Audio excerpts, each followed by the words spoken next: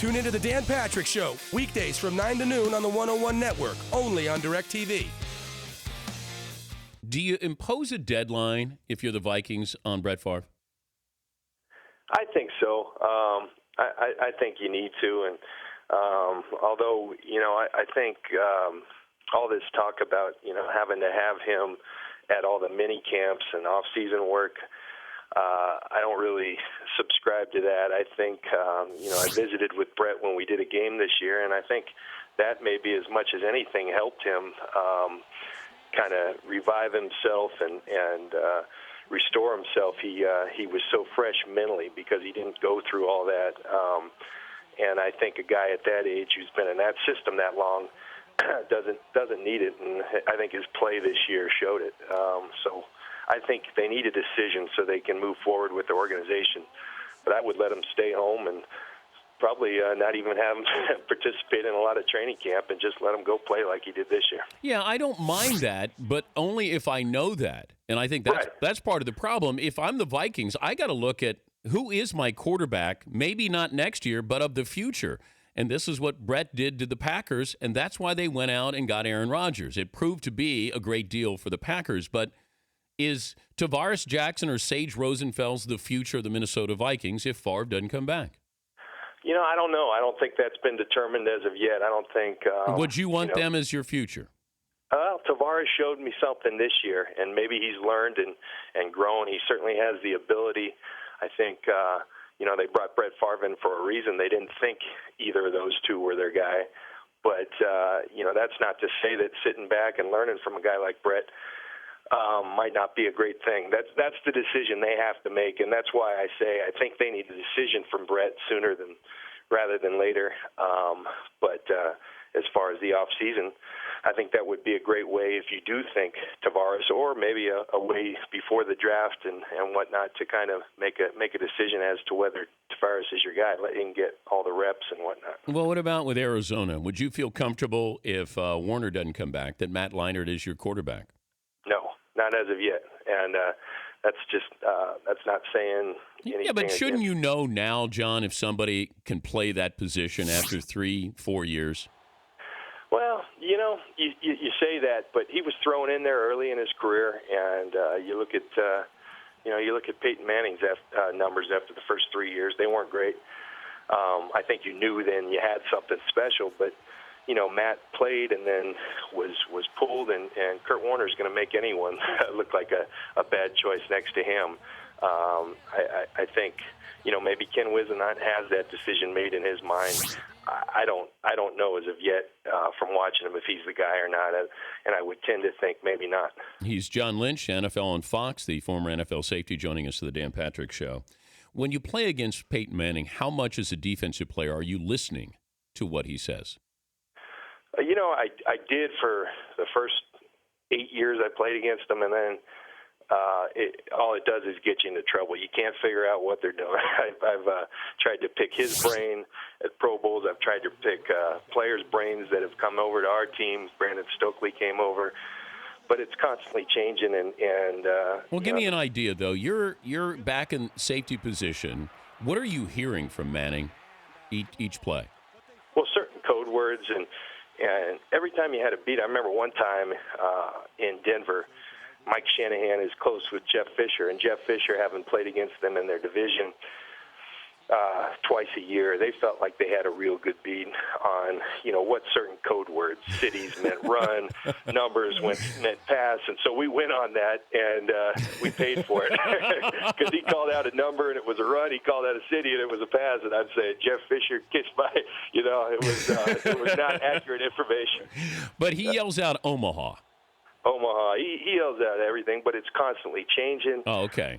Because I always heard Omaha meant you just go back to the previous play. We called 2 plays. Omaha means I've changed the play. Well, I think that's the case for the rest of the league, and everyone stays pretty consistent. But as soon as you feel like you have something on him, he changes it, and it may be a simple hand signal. It's always been remarkable, and Peyton's a good friend, but you always had to watch out for him because he'd you get over to the Pro Bowl and you're by the pool. He's sneaky. Oh, he's real sneaky. He tried to get a couple Mai Tais in you, and then he's finding out information about your defense, and then you ask a question, and he won't give anything up. All right, but John, what would he ask you as he plies you with some alcohol and just a casual, because he got that Southern drawl, and he'd be just saying, hey, John, you know what? I'm always thinking about that cover 2, Tampa 2. Now, what is it you're thinking? What are you looking for?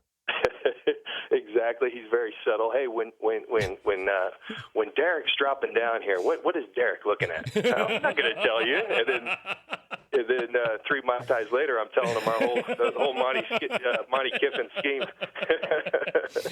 One other thing for you. We're talking to John Lynch from the NFL on Fox. Big deal about Tim Tebow taking snaps under center, but is it that big a deal? And how many marquee quarterbacks are taking snaps under center nowadays, John?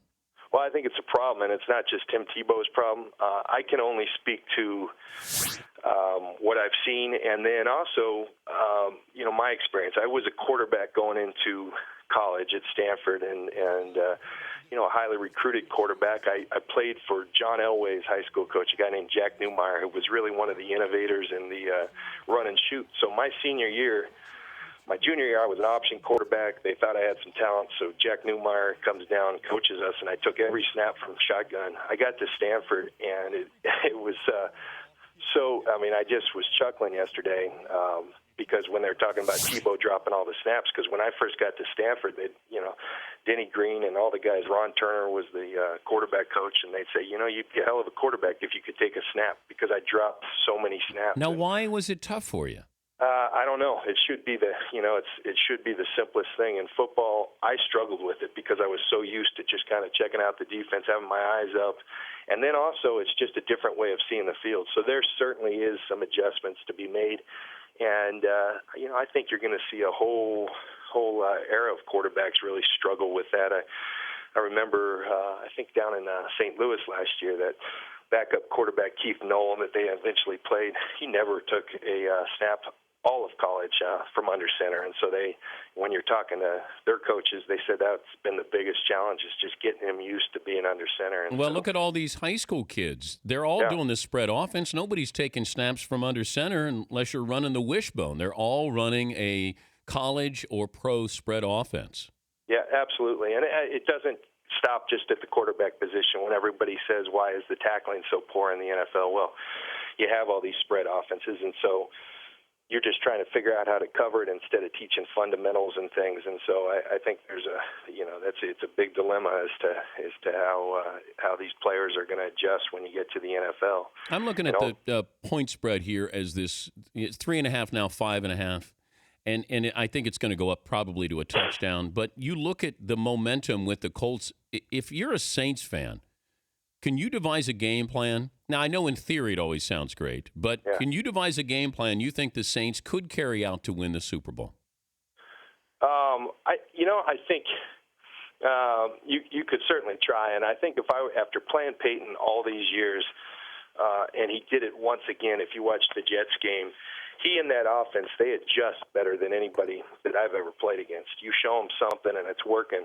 You give him time, he'll figure it out. And what I used to go in and talk to my coaches, I said, let's have 4 different game plans, one for the first quarter, one for the second quarter, one for the third, one for the fourth, because if you show him something long enough, he's going to find it.